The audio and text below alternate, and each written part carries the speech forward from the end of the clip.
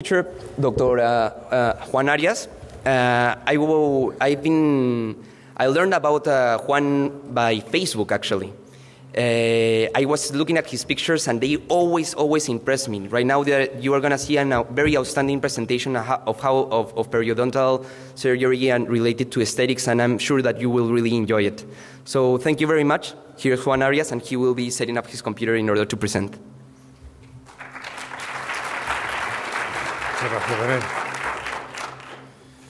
you ready to go? Dr. Arias is from Spain. Welcome. He's University of Madrid, Master in Periodontology in Madrid, also aesthetics.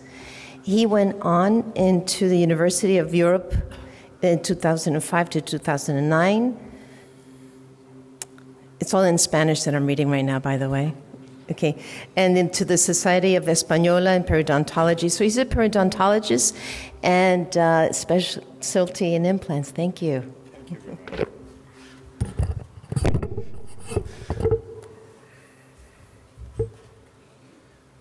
Well, hello. I think it's okay now. First of all, I'd like to thank the American Academy, the Scientific Committee, and Daniel Ochoa for their invitation. It's my honor to be here, and I'm very glad to be here and show you some of my cases. My favorite topic is periodontics and implant dentistry, and that's all what we're going to talk about today. First of all, first we'll start with it. I'd like to make a small reflection on what I think makes it different. We've got different situations, and all of them, I think that the difference made between if we've got enough tissue, if we have tissue or we don't have tissue, okay?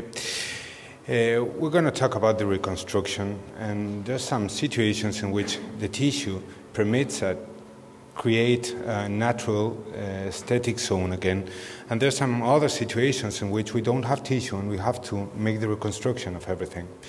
We have to think that when we're placing an implant, we're not just placing an implant, we're reconstructing the periodontum, the whole periodontum. So we have to think about papilla, we have to think about the hard and the soft tissue, the presence or the absence will make the difference. So we've got different cases, we've got different situations in which if we have enough tissue, we can try to work with the provisionals until the gingival position is the one we really want to. Yesterday I was here with a lecture of Dr. Van Doren and Victor Clavijo. They were talking about how they can guide the tissue with the final crowns. That was amazing. It's an amazing lecture. They're amazing clinicians, and I learned a lot about them. But today I still work with the provisionals. I still try to guide the tissue with the provisionals. I'll try to make the things that they try to make, but I think that for my day, provisional is the way I work. So if we have tissue, we just have to guide the tissue to the position that we really want to. The problem is when we don't have anything. Okay, there are some situations in which we don't have any kind of bone. We have to reconstruct the periodontum. And in this situation, sometimes just think about the papilla. It's the last thing. First of all, we have to reconstruct everything. And once we have it, we'll try to place the papilla wherever we really need to. So I'm going to try to divide the lecture in two parts, when we have tissue and when we don't have tissue. If we have tissue, I think it's quite a bit easier.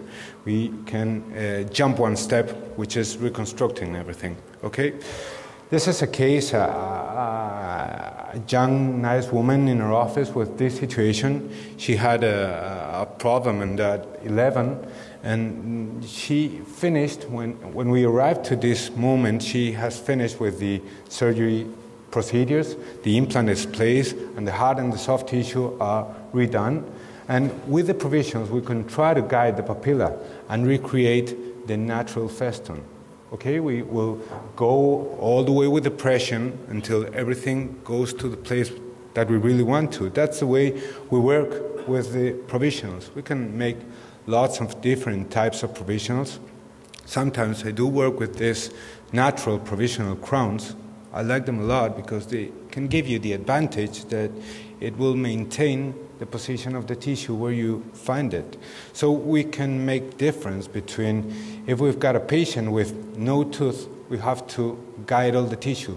But if we are going to make the extraction and afterwards the placement of the implant, we will try to maintain the emergency profile wherever it was at the beginning. So in this case, this is a would-be Spanish player, and I like this black and white picture because it shows you the texture of the tooth. It's a real difficult tooth to redo. So I like to show the color and see the texture and the way it's done. So this patient, he had a fracture here in 21. You can see here the fistula. So we did have to make the extraction, and it's important to notice here that the placement of the tooth here is in a little bit apical position. So there's no papilla here, there's no good papilla here, no good papilla here, so we can work with the emergency profile just to try to remake the papilla in the position that we really needed to. So we did the extraction. You can see here the fracture, even though I think that you can see it even better here. So we did the extraction and we did the normal procedure. We cleaned everything. We cleaned the alveolar bone there, and we placed our implant in a normal situation. We didn't have any problems with the hard or the soft tissue. It was really good place, so we just wanted to maintain it there. So we also placed hard tissue graft, and also we did have enough space to place a soft tissue graft. This tissue was coming all the way from the tuberosity, so that kind of tissue gives us a lot of volume, and that volume will maintain, and even though that volume will go even bigger than what we have at the beginning. We'll see how it works. So we placed also our zirconia abutment there. This is the same moment of the surgery. The zirconia abutment is going to give a lot of stability to the graft that we have underneath. With the zirconia abutment and with the provisional we're going to develop, it will maintain the stability of the graft with no problem. We won't have to give any kind of suture there. This is the lateral view, the position of the zirconia abutment and the implant, the emergency of the implant, and this is what I call the Plan B. The Plan B is done because of the lab. They prepare it just in case the natural provisional doesn't work, because sometimes it's kind of difficult to prepare it. We have to cut the root, and we have to try to empty all of it, all what's inside. We have to empty it, but we have to try to give enough space so it can maintain that situation long term, just for the osteointegration of the implant. So we work a lot with it. We try to make it as lower as we can. You need a lot of patience to do it, a lot of time sometimes, but it's not that difficult to do it until we get to something which will look more or less like this. It's just a provisional, but it's a natural provisional that will maintain the emergency profile that we had at the beginning. This is the way it looks. You see, you have space enough there to place it on the zirconia abutment with no problem. So that's what we do. We go all the way there and we place it. And see how the zirconia abutment and the provisional will give a lot of stability to those grafts we've got underneath it. So this is when we finish the surgery. That's the same day of surgery. We have changed the position of the 21. We have placed it in a little bit apical position. So I think we're going to work with the relation between the bone and the contact point. So the papilla will grow. Just see how 6 months afterwards, the papilla will come with us.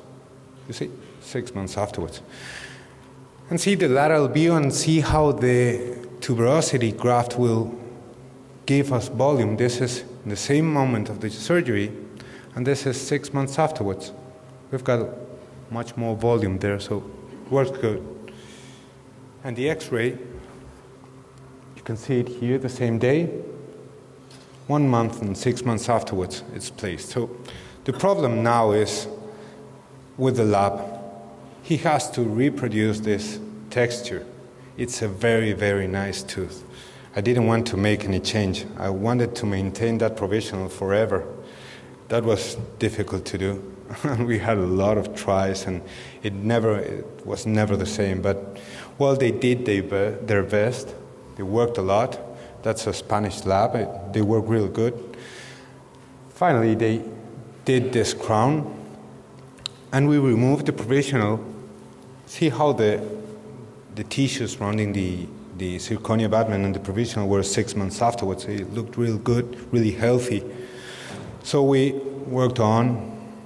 We placed our provisional there, final crown, sorry. See the volume we've got there. It's maintained. And see how the case was developed from the beginning with the position of the tooth, how we changed it the same day of the surgery. No suture, no problem, good stability of the grafts. 6 months afterwards, the papilla was growing there, and 2.5 years after, with the final crown. I know it's not the same as the provisional. Sometimes it's really difficult in these cases to get the same crown, but the patient was really happy with that. He had no problem. He loved the crown. And this is how it looked with the white aesthetics. It looks real good. So